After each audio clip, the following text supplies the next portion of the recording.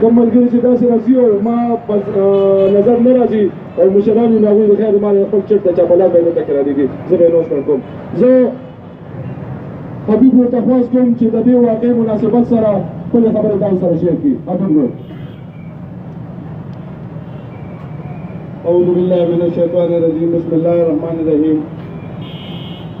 زما د چارسدې غیرو دکاندارانو ورو نن چې په کومه مسله باندې موږ د چارسدې په دې چوک کې راغونډ شوي یو نو هغه خبره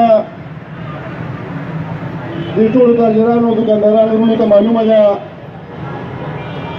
چې د چارسدې د دکاندارانو د یو تنظیم صدر حکیم الله فوجي د هغه بچو سره چې بله ورځ کومه ناولې پېښه راغلې ده نو موږ د هغې په شدید الفاظو کې مذمت کوو. خو حیران په دې ما چې د ریاست هره یوه اداره راځي د هغه په تاجر او په دکاندار باندې راځي چې نن راله دا ټکس راکړه. د مردان روډ ملګري د شیراز ورو د مبارک شاه باچا د شیزاد او د دوی په مشرۍ کې راغلل موږ ته دلته کې هرکلی وایو. ستاسو ډېره ډېره مننه وي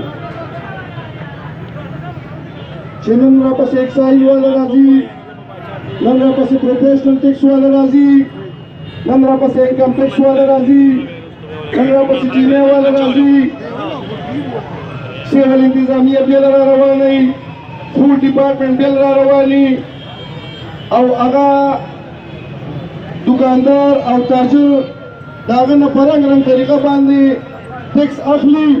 نو اریان په دې ما چې د دې ریاست ذمہواري څه جوړېږي، دې ریاست ته څه اختیار حاصل دی چې دې یو دکاندار لا یو تاجر لا خدای تبارک و تعالی سره کتنه کوي.